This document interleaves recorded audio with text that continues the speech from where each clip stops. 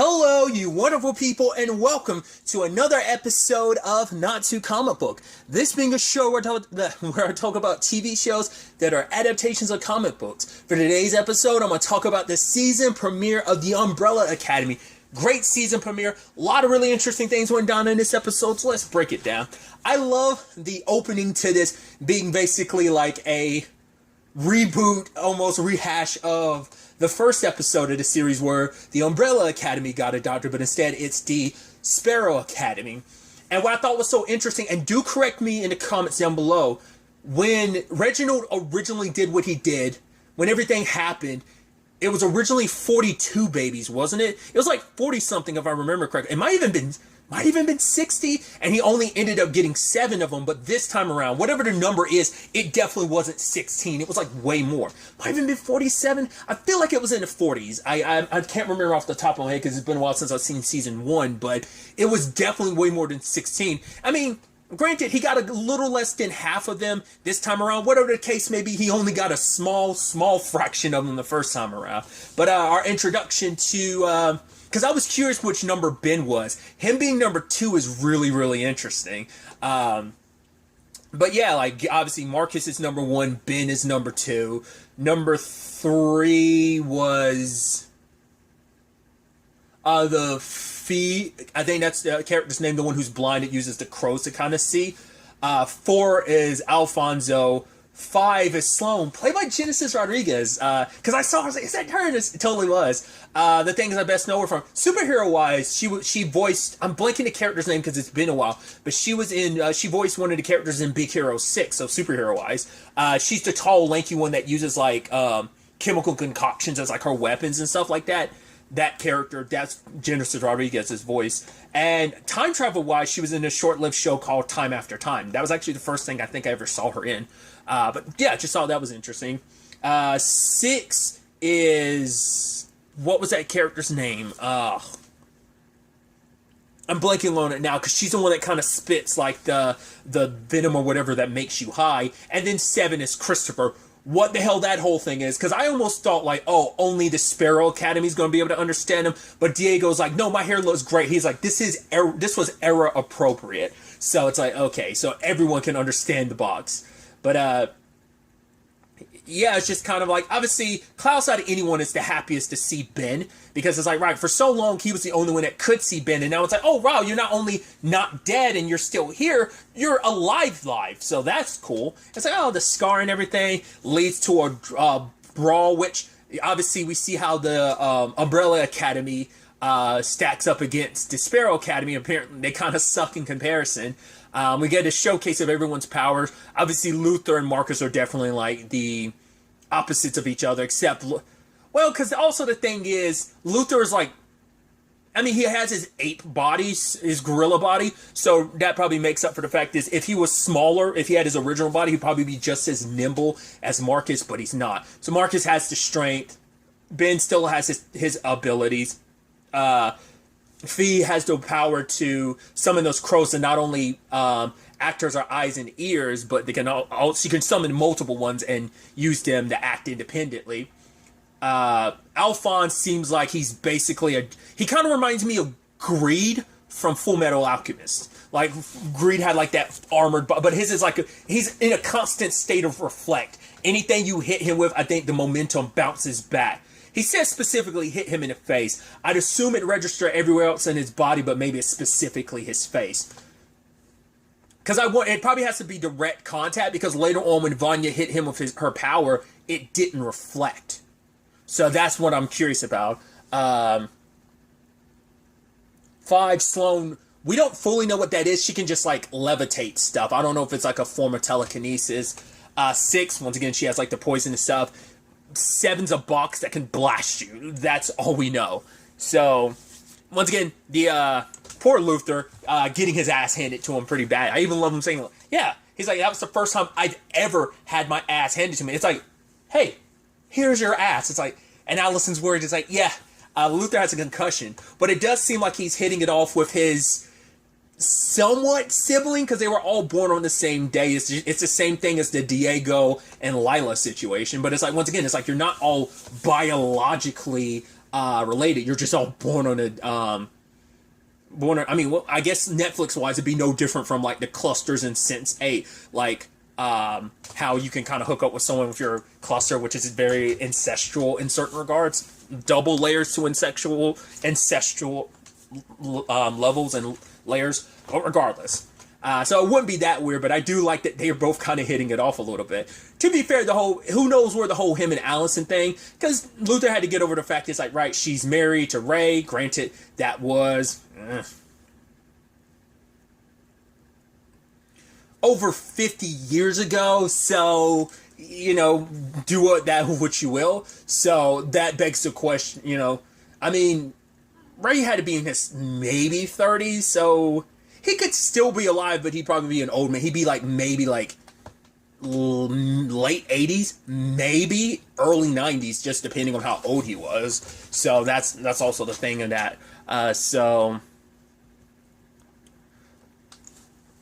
Klaus obviously finding out, yeah, their dad adopted a whole bunch of other kids because he's like, oh, I met you guys were such a hot mess, I decided I'm going to like try with some other children, and he picked, which is so interesting, he still picked Ben, because to be fair, Ben was still in the rotation. I think that's so interesting that despite the disparate, like the very large distant difference between the original timeline and this timeline of what kids were born, and yeah, like I said, it's just a much smaller pool, and maybe he did that, maybe that was by design. It's like, right, the larger you put it out there, the more chance of failure, but if you make the sample pool smaller, maybe you'll get the cream of the crop. Is maybe that's Reginald Stahl, because he never actually, I mean, maybe that's also why he ended up adopting Ben, because he never actually met Ben.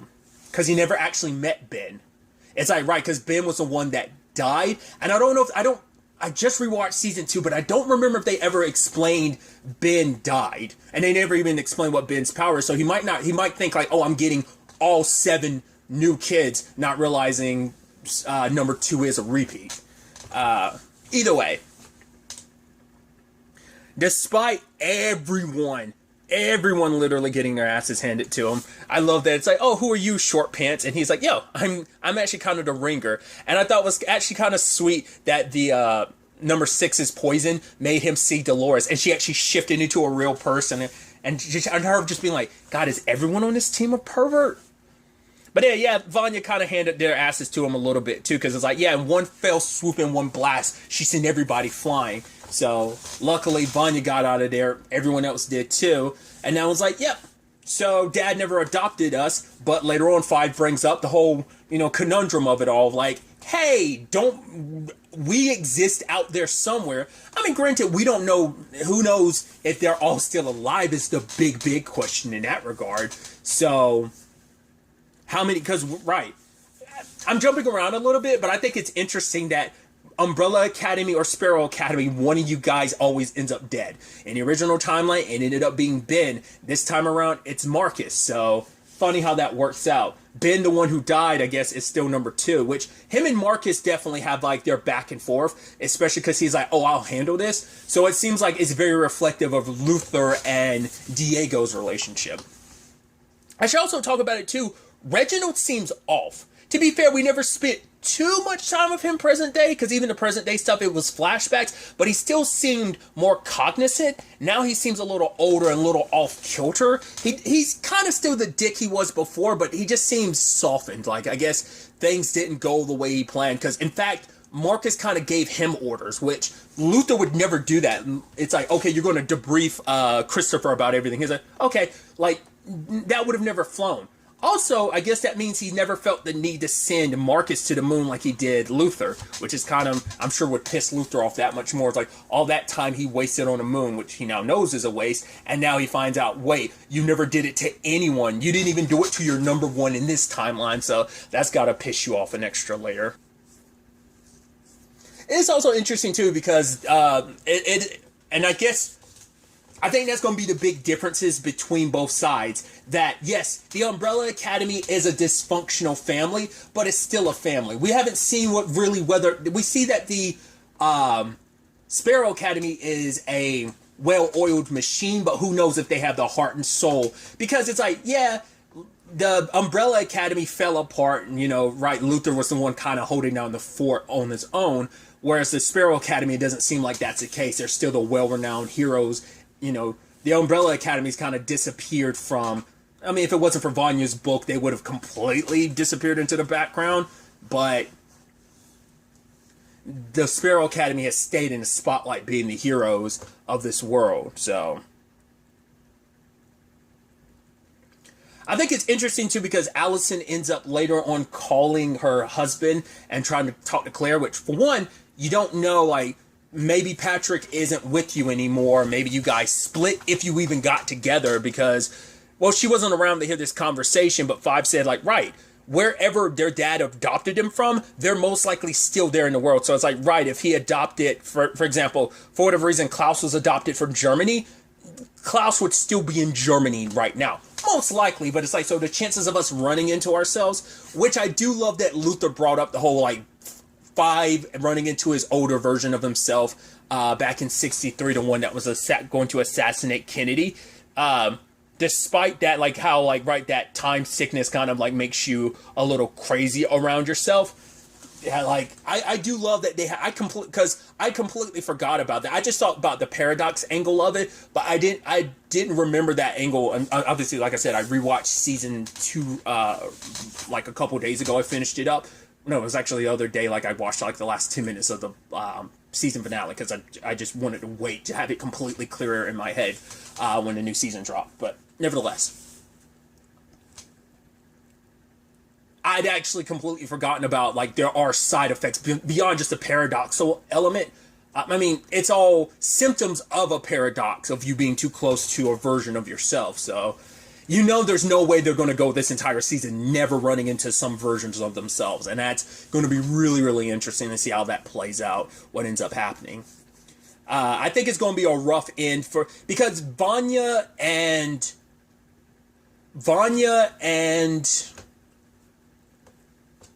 well, it's more so Allison, because Allison had something present day. No one else had any present day ties. I mean, Klaus had the whole Dave thing, but that was like years ago, but years later from 63 when they were in Texas. The question then becomes like, well, what happens to, what about Vanya's ex? I'm blanking on his name from season 1. Whatever happened to him? We're only in the first episode, but they still haven't fully, like, obviously the season's going to probably bridge out, like, okay, what's different in his timeline? Like, what about him? That old guy that has the sandwiches, I'm like, is that Harlan? Because we saw at the end of season 2, Harlan had some sort of power, so maybe residuals from Vanya's power. But this person's hands were shaking, and, once again, this would be like 50-some years later, so that could be, but I'm not sure. But I'm assuming that's supposed to be Harlan. We'll have to wait and see. You'd assume Sissy's not around either, which is kind of heartbreaking. Because they both had to leave lives behind that they cared about. Everyone else was able to cut ties easily. They didn't have too many deep connections to 63, but Vanya and Allison are the only ones, so there's the complications of that. I mean, because all of that is history, you can find out potentially what happened to Sissy, what happened to Ray. Did Ray get remarried? Did Sissy find someone else? Whatever happened to Harlan? Like, questions like that. I also thought it was kind of an interesting thing, too, with the whole mom, or rather Grace thing, that even in this timeline, she's still glitching. I guess it's like, right, after all this time, eventually she still ends up degrading across either timeline. But I think it's interesting because, like I said, it feels like Reginald's in that same boat as her to some extent. But she finds that anomaly that's created because of potentially the paradox of this all. And, now it's like, right, they thought they escaped the apocalypse twice, and it still found its way to find them. But Grace is worshiping it like it's a god. And Marcus is like, okay, I hear it. And then, once again, gets sucked in by it. He wasn't the only one. I wonder why it killed Marcus and that dog at the hotel. Why them specifically? They're the only things we saw in the episode, but easily some other people could have gotten killed by that energy. Because I thought it was going to ripple out across the entire world. It just seemed like it rippled across parts of the city, but maybe it's going to be that thing of eventually it's going to spread wider and wider until, like, the moment it consumes the entire Earth, that's when you have the issue of everything, space-time continuum imploding on itself type of thing. We'll see. But I do love that Vanya tried to make a deal with Marcus. It's like, you give us the briefcase because we got to get back to our original time. And because I think Vanya wants to help out with the whole Allison and Claire thing. Or maybe Vanya has her own plans. I'm curious how they're going to... It seems like they're still... Because I was... All right, I was curious what they were going to do with the Vanya situation. But, like, Vanya's still... Allison's like, oh, sister. So I'm like, okay. Because I think they said this, even like Elliot's still going to play Vanya like Elliot played Vanya before. I think is kind of how that's going to roll. I think that was my understanding. Like, even with Elliot's situation, that he was still going to play that Elliot transitioning wasn't going to like change anything in the story. Like, I don't think they're really going to acknowledge it in the story. Maybe. If they did, it probably would be in the future, or maybe they just wouldn't acknowledge it at all, or I don't know. I'm curious. I haven't read too much into it. I remember that being a thing sometime after season 2 that came up. Like, I don't know how true that is, but that's what I heard. But Vanya approaching Marcus like that. Marcus is like, right, you attacked us first, yada, yada, yada. And it's like, and Vanya be like, yeah, your team is actually good. Probably better than ours. But me, I ended the world twice. You are just... I thought in the trailer she said, you are me and spandex. It's your meat and spandex. Or maybe she was saying me and the subtitle was wrong. Either way. And it's just kind of like, yeah. And he looked freaked out because he knows, like... Because even he was like, wait, you're number 1 to number 1. She's like, actually, I'm number 7. He's like, oh, someone messed up on that role. It's like, well, their dad, your dad as well, did that on purpose because he wanted Vanya to feel small so she would never know that she is literally the strongest of all of her siblings put together.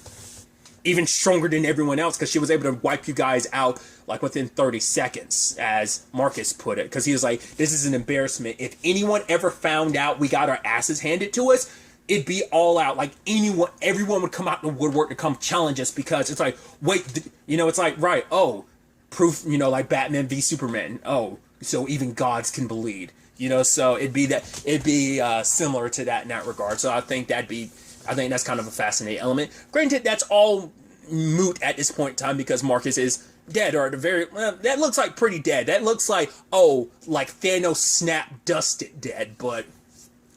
So, I guess Ben doesn't have to handle it. Well, with Marcus out of the picture, which I'm assuming the rest of the siblings are going to be like, wait, did you... Or at least 3 is going to be like, wait, did you kill one? It's like, no. But it works out. We're not going to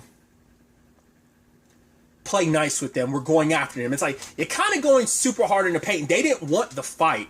I'd actually skipped over it, but I love the whole thing of Diego. At first, I was like, what the I was like, because I thought this was her power, like number 6. I was like, did she do this? But it was like, no, it was all in Diego's head, the little dance number they were doing. I was like, what the I love that dancing, that whole thing. It's just like ingrained as a part of like this weird nature of this show. Because I think they have at least one dance-off scene every season.